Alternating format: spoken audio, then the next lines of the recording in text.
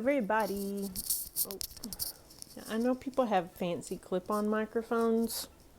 I don't. This is just my earbuds. And instead of sticking it in my ear, I thought, just stick it in here, see if it works.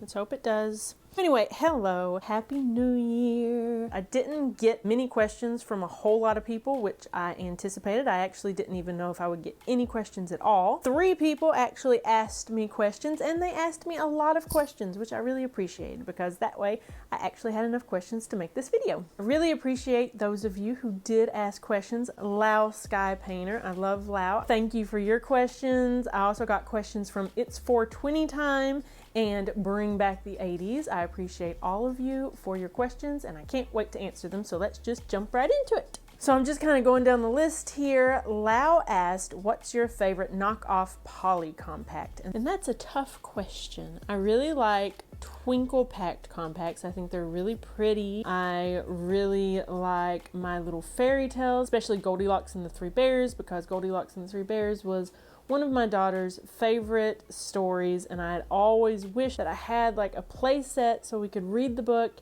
and play with a play set at the same time. Unfortunately, I didn't come upon My Little Fairy Tales in time for that, but it's still one of my favorites. My absolute favorite knockoff Polly Pocket compact might be the Small World octopus set with the little tiny animals. It is just so cute.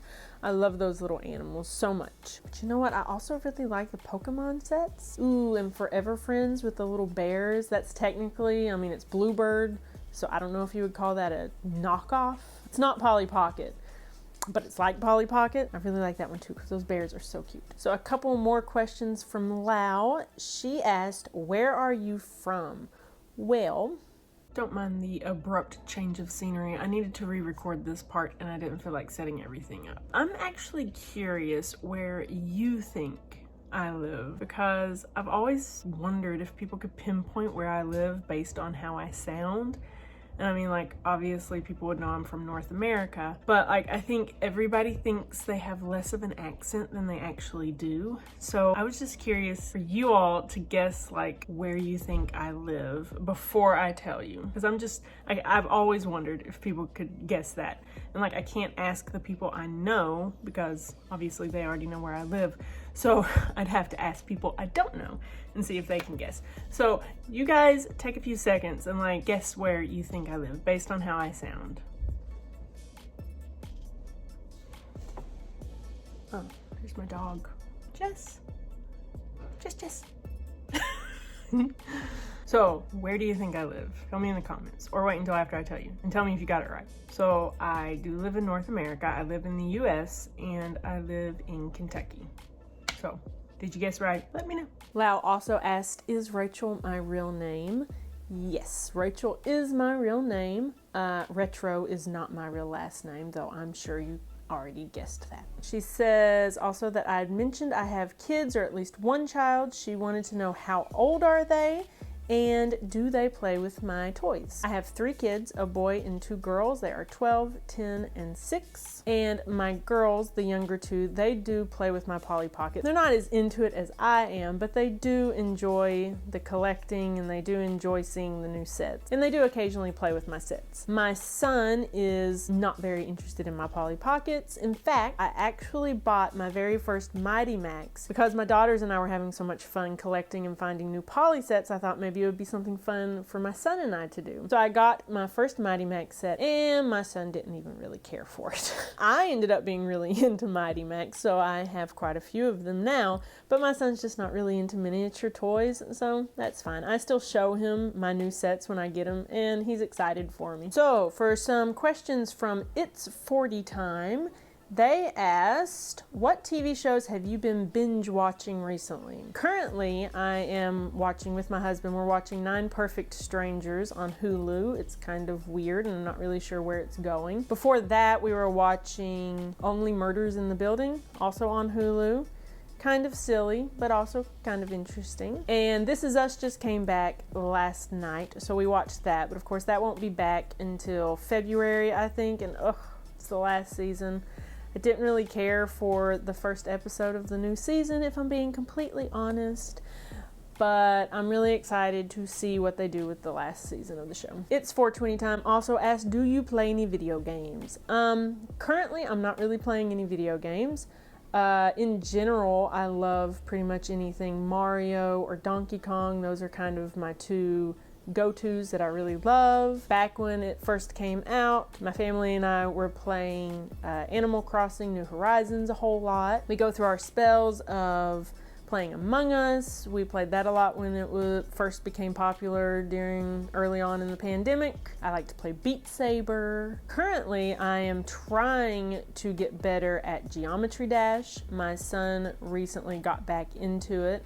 And originally when my son was into it, I just thought there was no way I could play that game. It just looked way too hard.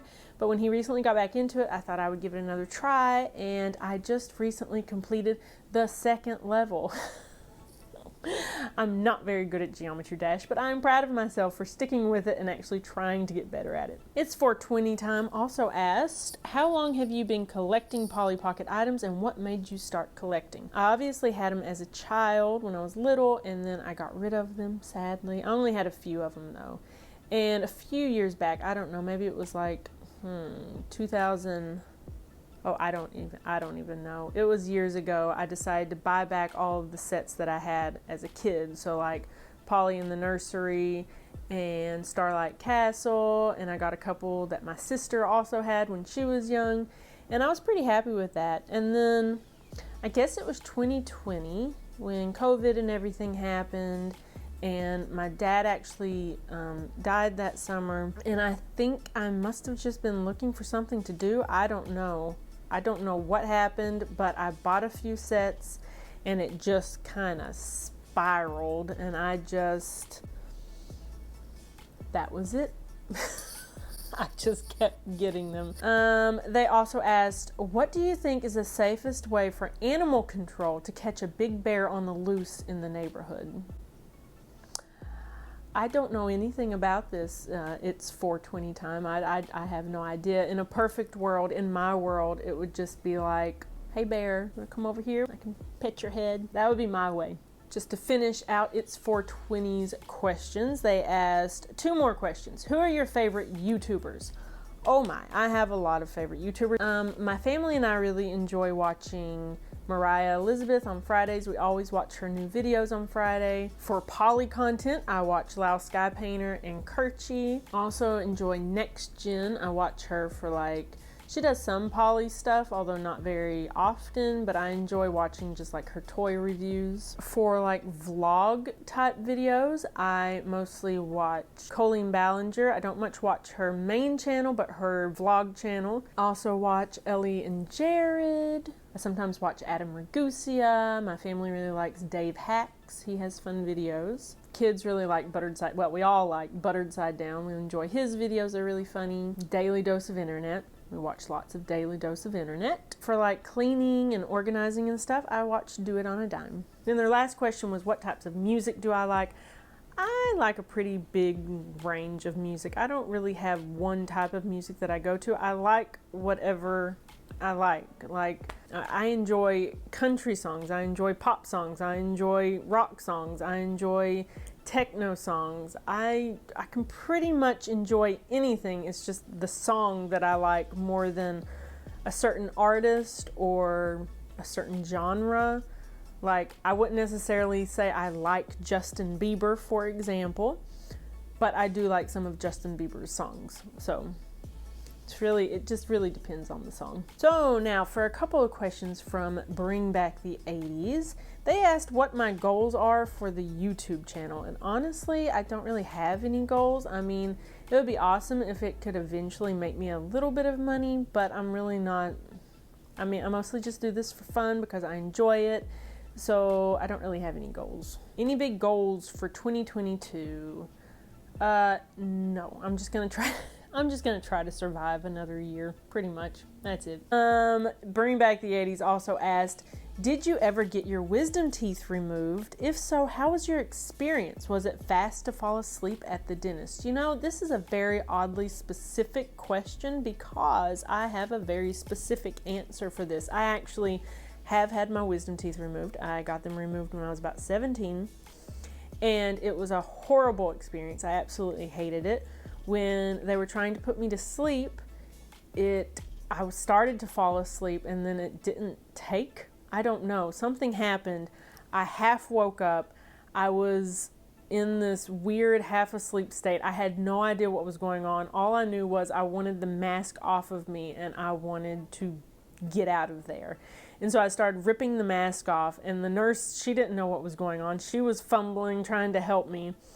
And she went to put another mask on me, and I was afraid it was more of the gas or whatever. And it freaked me out. I was trying to rip that off. And finally she told me it was oxygen. So I let her put it on me and I woke up fully. And she was like, "That's so weird. This is the second person we've had who's experienced this." And she said she usually likes to have people asleep before they put the IV in your arm because it hurts. But I did not care how much that needle hurt. I did not want to have to go through that again. So she just put the IV in me and I fell asleep that way instead. It's a weird question for you to ask. Like, back to some Lau questions. She asked, "I know you will post your answers way after Christmas, but I'm still curious. Tell us about a fun toy-related Christmas memory." I don't really have that many fun, not that Christmas wasn't fun. I always enjoyed Christmas, but I don't have that many like remarkable Christmas stories. I do remember one time when I was about 7, we went to like a thrift store or something, and I saw one of those plastic like play kitchen sets, and I really, really wanted it, but my parents didn't let me get it. And then I remember on Christmas morning walking down the stairs, and there it was at the Christmas tree, and I was just so excited to have gotten it. Another Christmas related story was when I was about 1 or 2, I had this stuffed dog, and I called him Goggy because I couldn't say doggy with a D, so I called him Goggy with a G. Over the years, I somehow managed to lose him.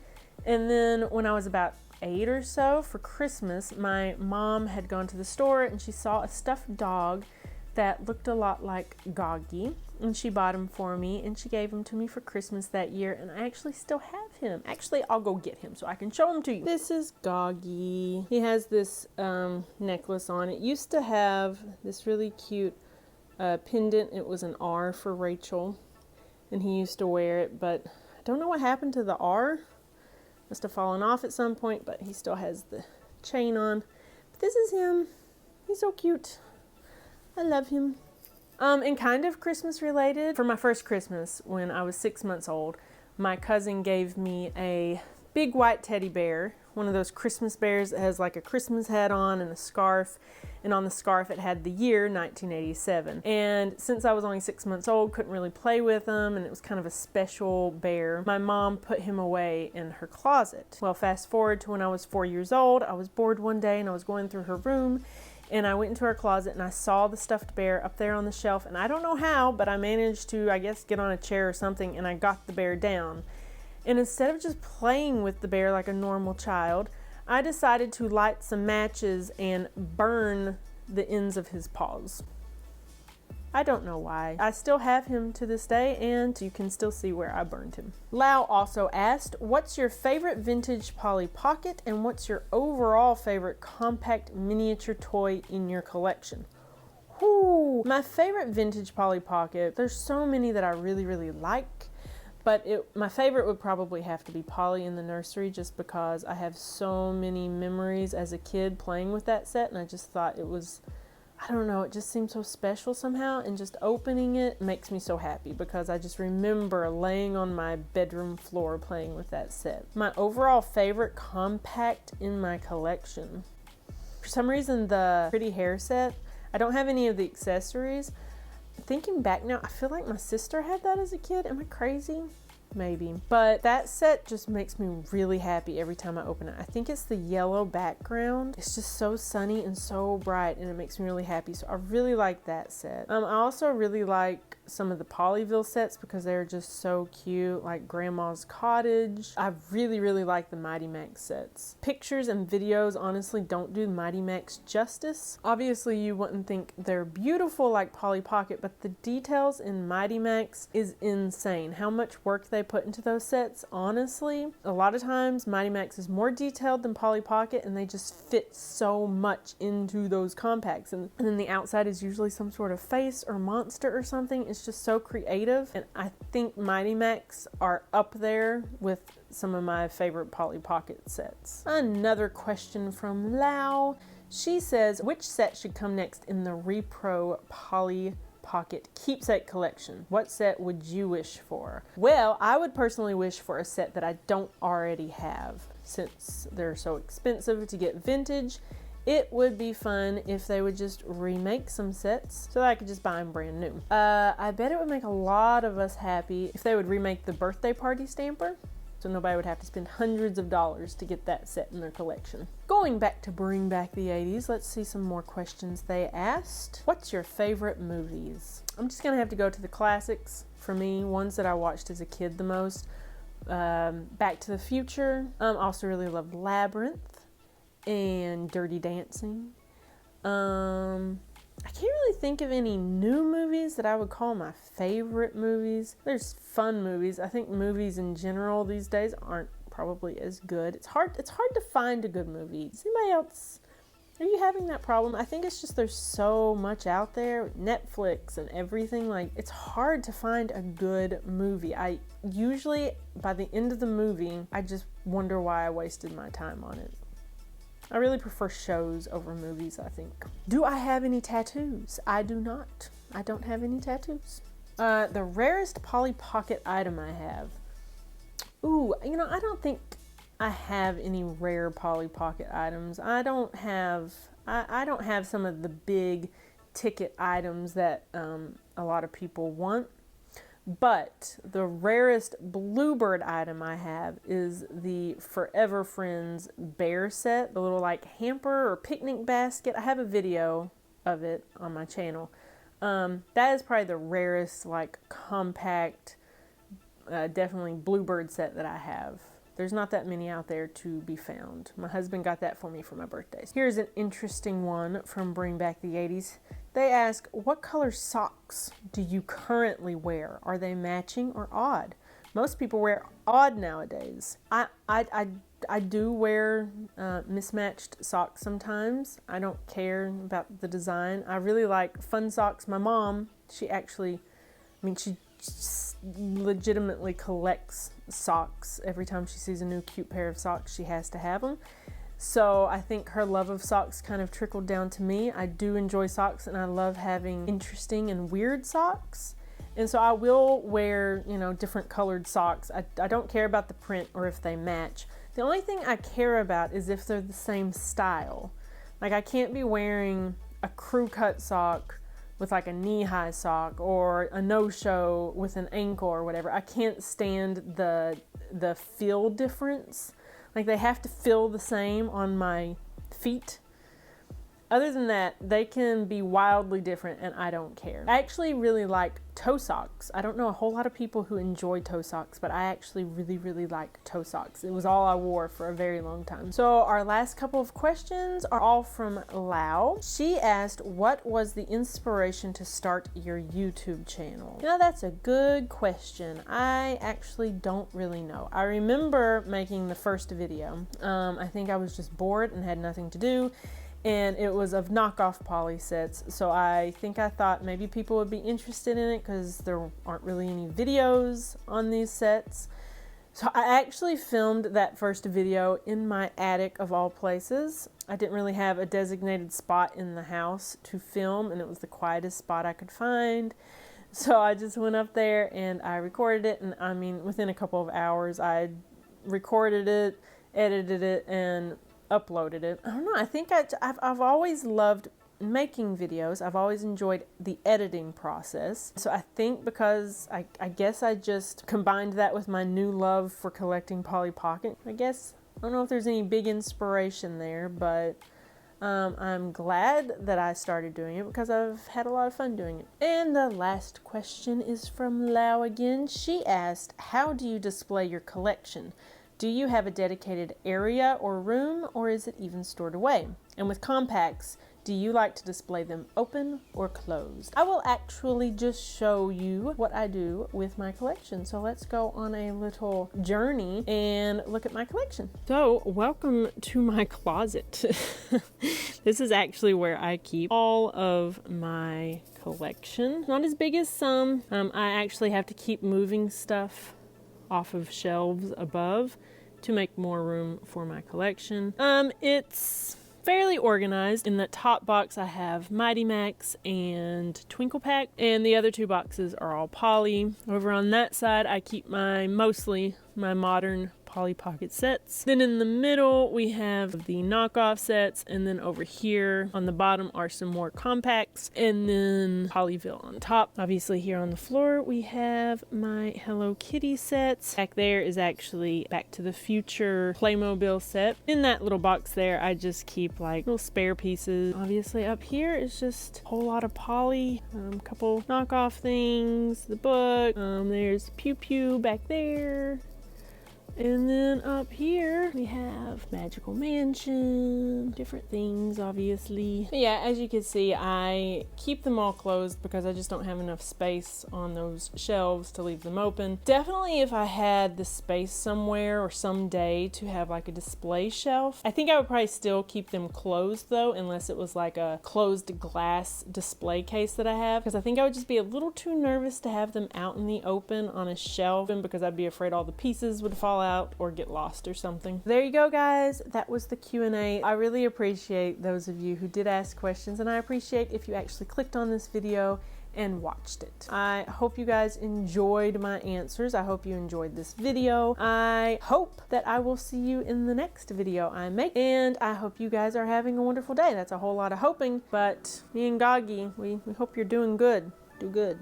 Anyway, see you guys in the next video. Happy New Year and goodbye.